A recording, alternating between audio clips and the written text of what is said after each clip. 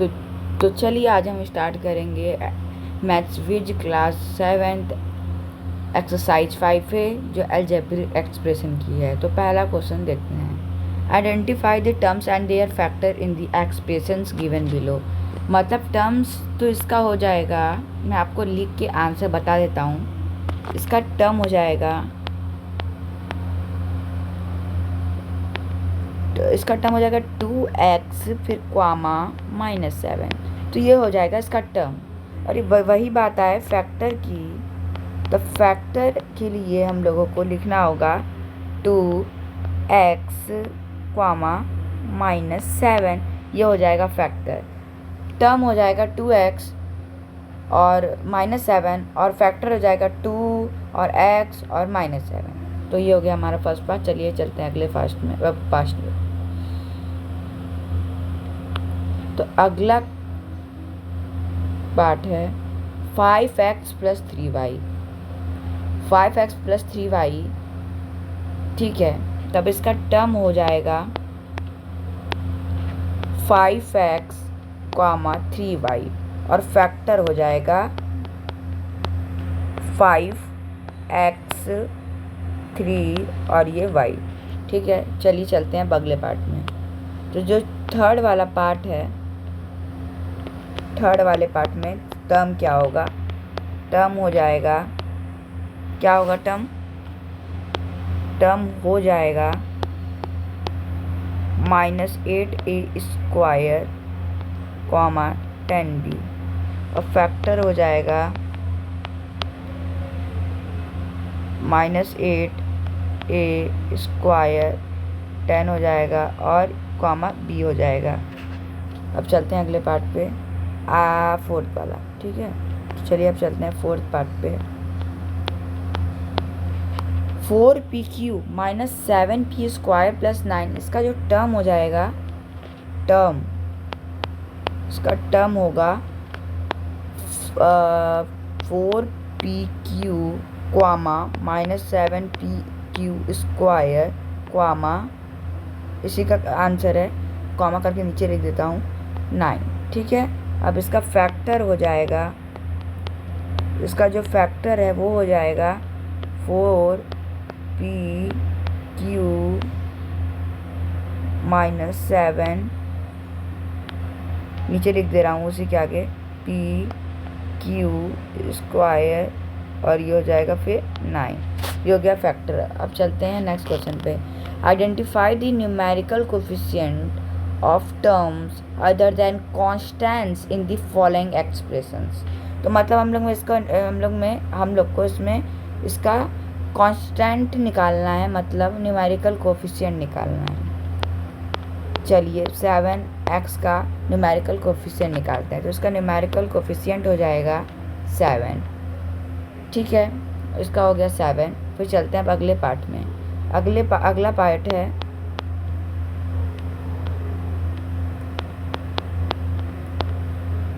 8 - 11b²। इसका numerical coefficient हो जाएगा, एक तो 8 हो जाएगा और एक इसमें -11 हो जाएगा, ठीक है, और -11 भी हो जाएगा। तो ये हमारा हो गया answer.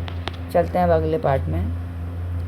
7m n -3m + 10m² n²।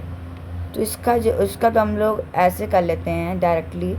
इसका हो जाएगा 7 हो जाएगा न्यूमेरिकल कोफिशिएंट, -3m का 3 हो जाएगा, मतलब -3 हो जाएगा, और 10m² n² का 10 हो जाएगा।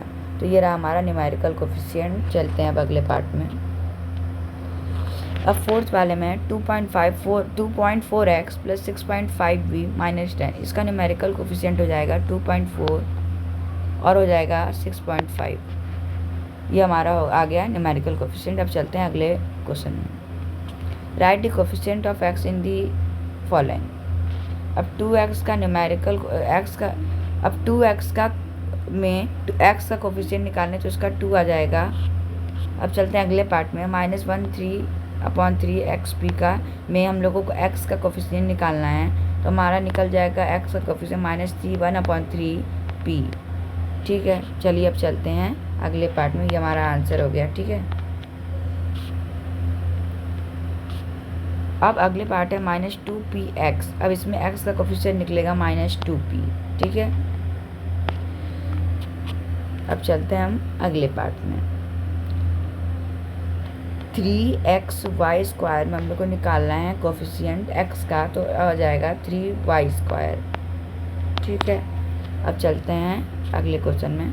Right the coefficient of x in -6y²।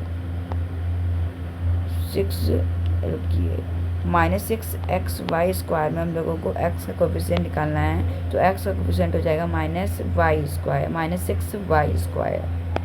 ठीक है, चलिए अब अगला पार्ट करते हैं। qx² में हम लोगों को q का कोफिशिएंट निकालना है, तो q का कोफिशिएंट हो जाएगा x²। चलते हैं अब अगले पार्ट में। 2/3a में हम लोगों को a का कोफिशिएंट निकालना है, तो a का कोफिशिएंट हो जाएगा 2/3। अब चलते हैं हम लोग अगले पार्ट में। x² इन -4/9 ax² मतलब हम लोगों को अब कोफिशिएंट निकालना है x² का इन 4ax² -4/9 ax², तो इसका x² का कोफिशिएंट हो जाएगा -4/9 x², तो हट जाएगा और हो जाएगा a और y। ठीक है, -4/9 ay हो जाएगा इसका आंसर। अब चलते हैं अगले पार्ट में। xy इन -4xyz। अब xy बस हटा देंगे तो वही हो जाएगा -4z, यही हो जाएगा आंसर। ठीक है, -4z आंसर हो जाएगा। फिर चलते हैं अब हम लोग अगले पार्ट में। अब z है, ये थोड़ा सा मतलब लॉजिकल है, लॉजिकल थिंकिंग वाला सवाल है। z इन -z। अब हम लोगों को लग रहा है अब -z में z है, हम लोग z का कोफिशिएंट निकालेंगे तो क्या होगा, तो हम लोग इस जगह z को z मतलब मान लेते हैं, अगर कुछ नहीं लिखा तो मान लेते हैं 1 होगा, तब -1 रख दीजिए। ठीक है, तब इस यहाँ पर -1 होगा क्योंकि z के अलावा तो यहाँ पे -1 है, तो इसका आंसर हो जाएगा -1। ठीक है, अब चलते हैं अगले पार्ट में। State whether a given pair of terms are like और अनलाइक टर्म्स। हम लोग को इधर पता करना है कि हम लोग का जो पार्ट है सारे, इसमें कौन सा लाइक है और कौन सा अनलाइक है। फर्स्ट वाला पार्ट होगा इसमें y और y मतलब लाइक है। सेकंड पार्ट में 2x और 9 है, तो ये पूरा दिख रहा है, ये अनलाइक टर्म है। अब करते हैं दूसरा वाला, -5x² और 2x², तो ये भी हो जाएगा लाइक टर्म। अब चलते हैं फोर्थ पार्ट में, तो ये हो जाएगा अनलाइक टर्म क्योंकि x² और इसमें यहाँ पे y² है। अब चलते हैं अगले पार्ट में। 20a² b² -4/5 b² तो मतलब इधर ही उधर हो गया, तो मतलब ये भी लाइक ही टर्म हो गया। और फोर्थ वाला तो अनलाइक टर्म है, दिख ही रहा है, और जो 7th वाला है वो भी लाइक टर्म है। ठीक है, वो लाइक टर्म है। अब 6th वाला करते हैं, -xy मतलब इसको हम लोग को लाइक टर्म में अरेंज करना है, तो लाइक टर्म में मैं अरेंज करके आपको दिखा देता हूँ। तो जैसे आप देख रहे हैं मैंने यहाँ पे सॉल्व करके दे दिया है, चाहें तो आप अपने नोटबुक पे लिख सकते हैं। तो लाइक टर्म हो गया हम लोग का, ये पूरा मैंने कर दिया है, इसका x का लाइक टर्म, और ये पूरा कर दिया xy का मतलब लाइक टर्म, और ये कर दिया मैंने x² का लाइक टर्म, और ये मैंने कर दिया है xy² का लाइक टर्म। ठीक है, तो अब हम लोग करेंगे आगे का क्वेश्चन नेक्स्ट पार्ट में, तो तब तक के लिए बाय।